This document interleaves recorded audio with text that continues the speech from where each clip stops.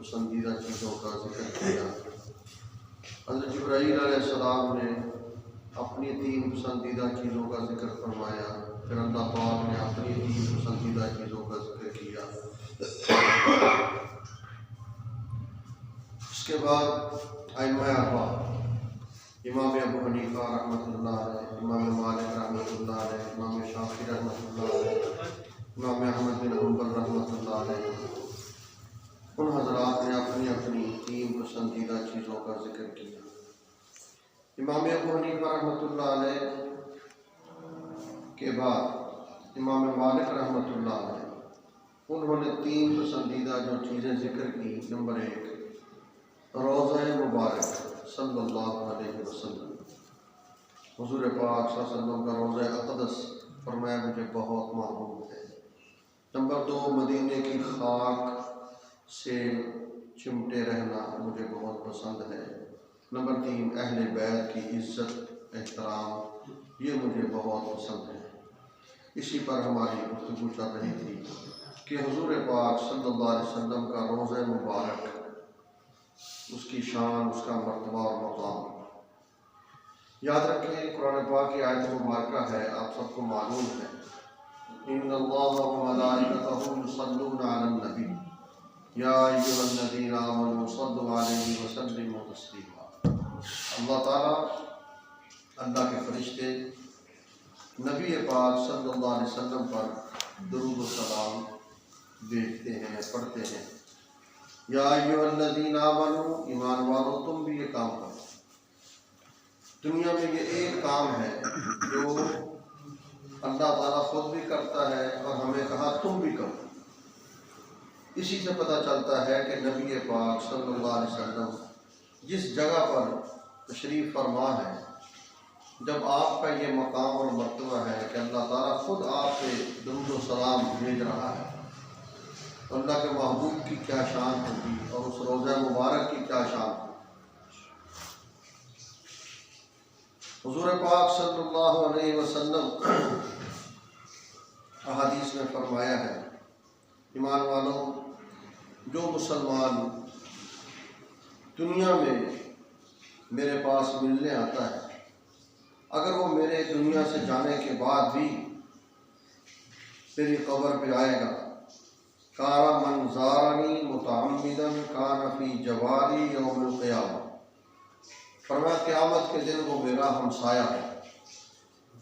روضہ مبارک پر جانے کی فضیلت یہ ہے کہ جو میری زیارت کے لیے آئے گا وہ سمجھے قیامت کے دن میرا ہمسایہ۔ اور نبی صلی اللہ علیہ وسلم من حج فزار قبری بعد موتی کان کمن زارنی فی حیاتی، ایک جگہ یہ فرمایا جس نے حج کیا، حج کے بعد اس نے میری قبر کی زیارت کی، تو یہ نہ سمجھے میں قبر کی زیارت کرنے جا رہا ہوں، نہیں، وہ یہ سمجھے کانا کمن زارنی فی حیاتی، اسی طرح ہے جیسے میں زندگی میں آپ سے ملنے جا رہا ہوں۔ اس لیے علماء نے بڑے آداب لکھے ہیں حضور پاک صلی اللہ علیہ وسلم کے روضہ مبارک۔ امام مالک رحمۃ اللہ علیہ کے دور میں خلیفہ تھا ابو جعفر منصور۔ کسی بات پر اس وقت جو خلیفے ہوتے تھے بادشاہ، وہ بھی بڑے پڑھے لکھے ہوتے تھے۔ اورنگزیب عالمگیر، یہ بھی ایک بادشاہ گزرا ہے، اور فتاوی عالمگیر بڑا مشہور فتویٰ کتاب ہے، بہت جلدوں میں، جو اس کی نگرانی میں فتاوی جات مرتب ہوئے تھے۔ آج کی طرح نہیں تھے، ان کو سورہ اخلاص میں نہیں آتی، وہ بڑے اعلیٰ درجہ کے علماء ہوتے تھے بادشاہ۔ تو کسی مسئلہ پر توجہ، امام مالک رحمۃ اللہ علیہ سے مناظرہ ہو گیا۔ اس وقت اسلحہ کیا تھا؟ تلواریں، نیزے، یہ چیزیں ہوتی تھیں۔ 500 شمشیر بند، یعنی تلواروں کے لیس اسلحہ، مسلح گروہ، اس کو لے کر وہ آیا بادشاہ۔ مناظرہ کا ہے مسجد نبی شریف۔ امام مالک رحمۃ اللہ علیہ بیٹھے ہیں، ادھر بادشاہ بھی آ گیا۔ یعنی ایسا بھی نہیں تھا کہ بادشاہ کے سامنے کو بولا تھا مار دو، نہ، پورے دلائل کے ساتھ بات چیت ہوتی تھی، سب کچھ ہوتا تھا، پھر آخر میں جا کے یہ فیصلہ ہوتا تھا مار دو۔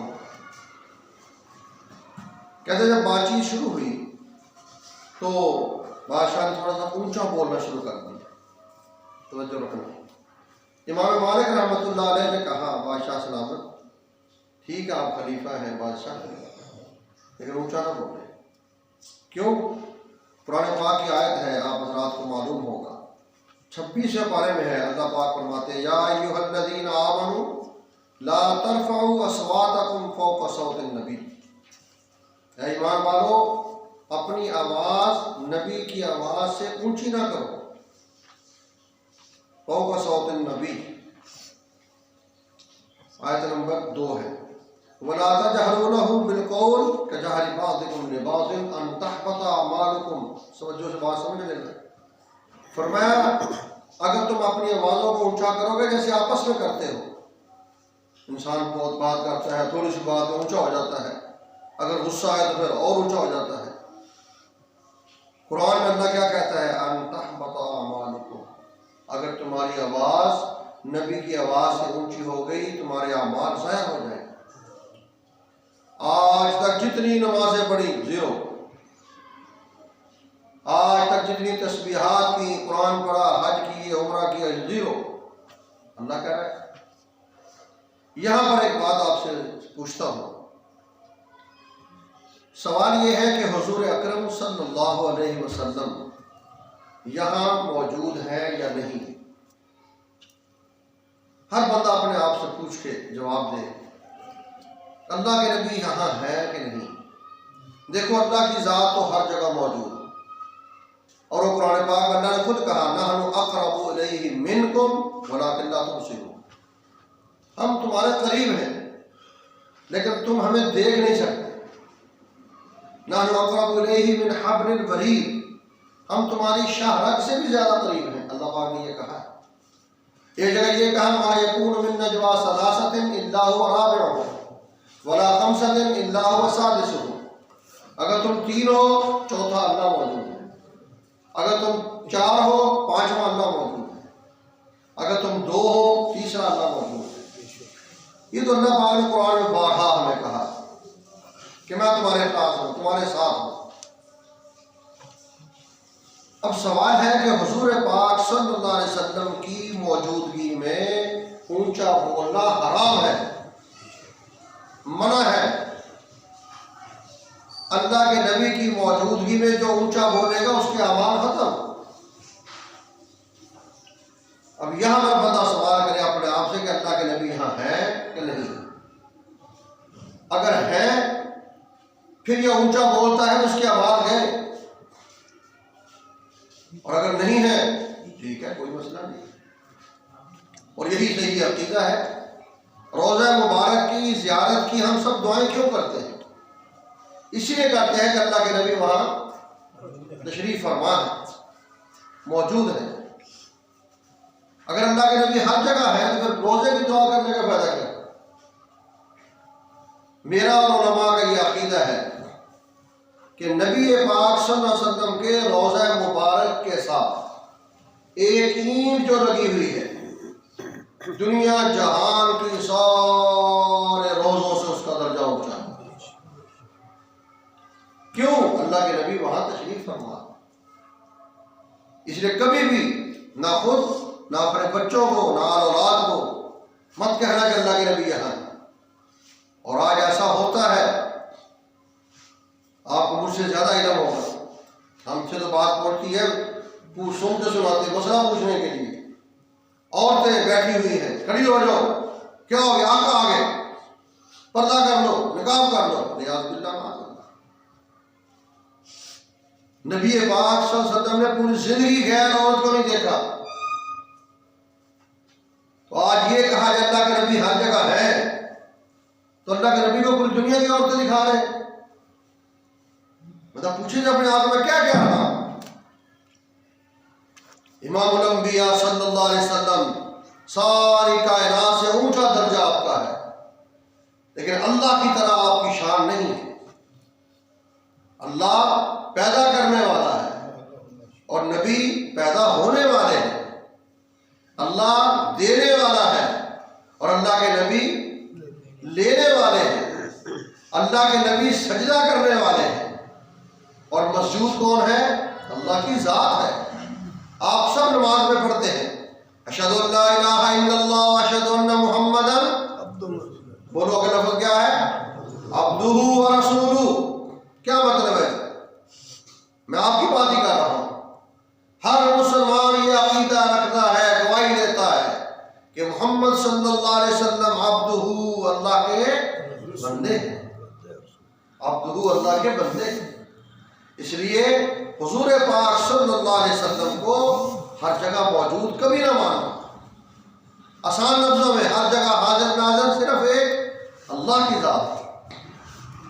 امام مالک رحمۃ اللہ علیہ نے کہا آپ بادشاہ کو، ابو جعفر منصور کو، وہ جی آہستہ بولو، آپ کو پتہ نہیں اللہ کے نبی کا روضہ موجود ہے۔ اور آگے ایک حدیث پاک سنائی، توجہ فرمایا جس طرح نبی پاک صلی اللہ علیہ وسلم کے موجودگی میں، زندگی میں آپ کا احترام کرنا ضروری ہے، اسی طرح آپ کے دنیا سے جانے کے بعد بھی احترام کرنا ضروری ہے۔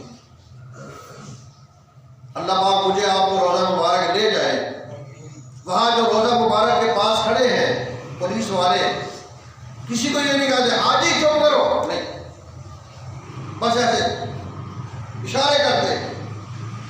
ہر بندے کو اپنی فکر ہے، کہیں میری آواز اونچی ہو گئی میرا کیا بنے گا؟ میں اپنی نوکری بچانے کی خاطر کہیں اللہ کے نبی کے روضہ مبارک کے پاس اونچی آواز سے بول کر اپنے اعمال نہ ضائع کرا بیٹھوں، کیونکہ پیغمبر کے پاس جو اونچی بولتا ہے اس کے اعمال ضائع ہو جاتے ہیں۔ ان تحبط اعمالکم وانتم لا تشعرون، اللہ کہہ رہا تمہیں پتہ بھی نہیں ہوگا اور تمہارے اعمال ضائع ہو جائیں گے۔ تو روضہ مبارک جناب نبی اکرم صلی اللہ علیہ وسلم جہاں تشریف فرما ہے، حضرت مولانا قاسم نانوتوی سب کو رحمت اللہ علیہ، ان کے بارے میں آتا ہے جب مدینہ منورہ جاتے تو دور سے اپنے جوتے اتار لیتے تھے، ننگے پاؤں چلتے، ننگے پاؤں۔ کوئی کسی نے کہا حضرت پیروں جتی لالے جب روزہ نظر آیا، روزہ مبارک آیا جوتا اتار لیا، لے سواری پیدل ٹریا، نانے زارو زاری رویا، آنکھوں سے آنسو بہ رہے ہیں، روتے ہوئے جا رہے ہیں۔ ہماری طرح نہیں، ہم روزے کے سامنے جا کر سیلفیاں بنا رہے ہوتے ہیں، استغفر اللہ استغفر اللہ، کتنی بڑی ہستی کے سامنے جا رہا ہے، اور اس نیت سے کہ میری بخشش ہو جائے، اور وہاں جا کر جو سیلفی بھی پڑی ہوئی ہے، انا للہ و انا الیہ راجعون۔ فرمایا عقل کہے رستے اوکھے کیوں حضرت جتیاں لائیاں، حضرت کیا اتھے جتی نہ آوے جتھے بکریاں یار چلائیاں۔ برائے صرف اس لیے کہیں وہاں میرا قدم نہ آ جائے اور بے ادبی نہ ہو جائے، اللہ کے نبی کہیں بے ادبی نہ ہو جائے۔ مجھے اچھی طرح یاد ہے 2001 کی بات ہے، اللہ پاک جب حج پہ لے گئے، باب السلام جہاں سے داخل ہوتے ہیں سلام پیش کرنے کے لیے، آگے جا کر روزہ مبارک آ جاتا ہے، وہاں سلام پیش کر کے بندہ باہر چلا جاتا ہے باب البقیع سے، اور وہاں سے صرف مرد حضرات کو داخلے کی اجازت ہے، عورتوں کے لیے وہ جگہ نہیں ہے۔ عورتوں کے لیے اور مقامات رکھے ہوئے روزہ مبارک کی بیک سائڈ پر، جہاں اصحاب صفہ کا چبوترا وغیرہ ہے، اور ان کے ٹائمنگ ہے، فلاں ٹائم عورتیں یہاں آئیں سلام پیش کریں۔ تو وہاں پر میں ابھی اندر داخل ہو رہے تھے تو پولیس والے نے ایک نوجوان لڑکا اس کے یہاں پکڑ لیا، پوچھا تم کون ہو؟ اس کا رنگ فق ہو گیا، تھا انڈونیشیا کا۔ میں نے کہا یہ کیا ہوا؟ ہم بھی ایک شہر میں کھڑے ہو گئے، دیکھیں ہوتا کیا ہے۔ اس کو کہا تم کون ہو؟ اور پیچھے اس نے بالکل عربی لباس پہنا ہوا ہے، عربیوں کا، اوپر رومال بھی لیا ہوا سرخ رنگ کا، اوپر وہ بھی رکھا ہوا ہے کالا سا، یعنی مرد بن کے سلام پیش کرنے جا رہا ہے اور ہے عورت۔ میں اس پولیس والے پہ میں کہا اس کی عقل میں دیکھو کیا نظر نے کیا کمال کیا ہے۔ حالانکہ رش ہوتا ہے وہاں پر، اکا دکا بندے نہیں ہوتے، دنیا آ رہی ہے، اس نے اسی پر نظر مار کے اس کو پکڑو۔ جب پیچھے سے اس کا رومال اٹھایا، پیچھے سے اس کی گود بال نظر آئے، الگ کر لیا. اس سے پوچھا کیوں کیا؟ ساتھ اس کا خاوند وہ پیچھے کھڑا ہوا تھا بیچارہ، کیا میری بیوی کے ساتھ کیا کریں گے. لیکن روزہ مبارک کے پاس بندہ کسی غلط کام کا سوچ بھی نہیں سکتا، نہ غلط ظلم کا، نہ کسی طرح ظلم کرنے کا سوچ سکتے. اوپر رابطہ کیا، انہوں نے کہا چھوڑ دو اسے کو. بس اللہ کے نبی کی محبت میں یہ حال ہی دن بجائے کہ لوگ سلام پیش کرتے ہیں جاری مبارک کے سامنے، میں بھی وہاں سے سلام پیش کرنا چاہتا ہوں، اور تو کوئی قصور نہیں تھا اس میں. روزہ مبارک کی اس طرح لوگوں کے اندر بے چینی اور ہونی بھی چاہیے. ما بین بیتی و منبری روزۃ من ریاض الجنہ، میرے گھر سے لے کر میرے منبر تک یہ جو ٹکڑا ہے یہ جنت کا ٹکڑا ہے. اللہ ہم سب کو نصیب فرمائے. ایسے نہ پیسے جوڑتے رہا کرو، ایک پلاٹ لے لیا، دوسرا پلاٹ، دوسرا لیا، تیسرا پلاٹ. وہ جی میرے 10 پلاٹ ہو گئے، وہ جی میرے اتنے پلاٹ ہو گئے، میری اتنی دکانیں ہو گئیں، اتنا پیسہ ہو گیا، مر جائے گا، بچے عیش اڑائیں گے. زندگی میں اللہ کے نبی کی زیارت کر لو، روزہ مبارک پہ جا کے سلام پیش کر کے آ جاؤ، اس ریاض الجنہ میں 2 نفل پڑھ کے آ جاؤ، اور اللہ سے دعا کر کے یا اللہ تو نے زندگی میں جنت میں بھیج دیا ہے، مرنے کے بعد بھی بھیج دینا. وہ تو بہانے تلاش کرتا پھرتا ہے کہ تم آؤ تو صحیح میرے پاس، آپ زندگی میں جائیں، اللہ بعد میں بھی لے جائے گا انشاءاللہ. امام مالک رحمۃ اللہ علیہ فرماتے ہیں دوسری چیز مجھے مدینہ منورہ میں رہنا بڑا پسند ہے. سیدنا فاروق اعظم کی دعا آپ لوگوں کو یاد ہوگی، اکثر دعا مانگا کرتے تھے، اللہم ارزقنی شہادۃ فی سبیلک وفی بلد حبیبک. یا اللہ شہادت کی موت عطا فرما اور اپنے حبیب کے شہر میں عطا فرما. کسی نے کہا حضرت آپ کی دعا بھی عجیب ہے، ادھر شہادت کی موت، ادھر مدینے میں جہاں اتنا امن و امان ہے بندہ سوچ بھی نہیں سکتا، اور آپ یہاں اللہ سے مانگ رہے ہیں. میں اللہ سے مانگتا ہوں نا، اللہ کے سامنے کیا پوچھتا ہے. پھر اللہ نے عمر فاروق کی یہ دعا کو قبول بھی کیا. صرف مسجد نبوی شریف میں نہیں، مدینے میں نہیں، بلکہ مصلی مبارک نبی پاک صلی اللہ علیہ وسلم جہاں نماز پڑھاتے تھے، عمر اس جگہ نماز پڑھا رہے ہیں، فجر کی نماز ہے. فجر کے وقت آپ عمر فاروق رضی اللہ تعالیٰ عنہ پر حملہ کیا گیا اور شہید ہوئے. یہاں مسئلہ سمجھو، آج کا نوجوان یہ پتھروں کے چکر میں پڑا ہوا ہے. فیروز نام کا پتھر بنایا ہوا ہے، اس آدمی کا نام جس نے عمر فاروق رضی اللہ عنہ پہ حملہ کیا تو اس کا نام فیروز تھا، اور اسی کے نام کا پتھر یہ صحابہ کے نام ماننے والوں نے مشہور کر دیا ہے کہ پتھر ڈالو گے یہ ہو جائے گا، وہ ہو جائے گا. کلام کچھ بھی نہیں ہوتا.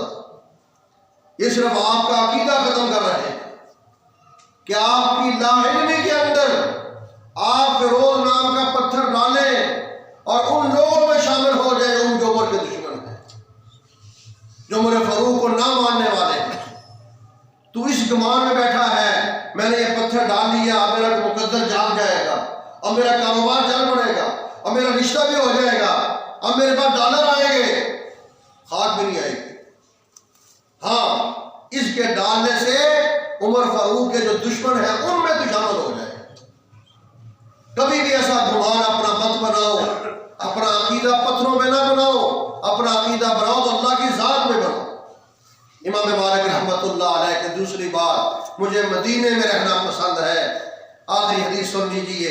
نبی پاک صلی اللہ علیہ وسلم نے ارشاد فرمایا جو مسلمان مدینے میں فوت ہوتا ہے، من استطاع ان يموت بالمدینہ فلیمت بها فانی اشفع لمن يموت بها. جو مسلمان مدینے میں مرنا پسند کرتا ہے، مدینے کی موت مانگتا ہے اور اس کے لیے دل سے چاہتا ہے، ایسے اسباب بناتا ہے، وہاں گھر لے لیا، وہاں رہنا شروع کر دیا، کاروبار چل رہا ہے، خود مدینے میں بیٹھا ہوا ہے اور اسی نیت سے کہ یہاں مجھے موت آ جائے.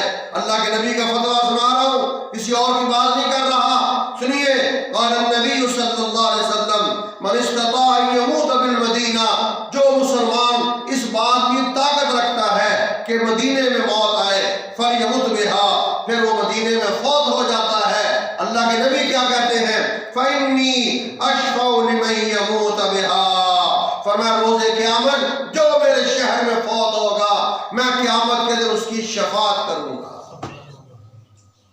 اللہ کے نبی اس کی سوال کریں گے.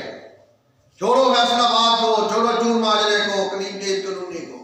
اللہ نے ہمت دی ہوئی ہے، وہاں بھی گھر بنا لو چھوٹا سا، کچھ یہاں کچھ وہاں، مدینے، اور دعائیں مانگو یا اللہ آگے جانا تو ہے ہی. جس کے بعد ہمت نہیں چلو وہ تو بیچارہ مجبور ہے. جس کو اللہ نے وسائل دیے ہیں وہاں بیٹھ کے اللہ کا نام کا گھر بنا کر، اے اللہ کے نبی آپ کے پاس آ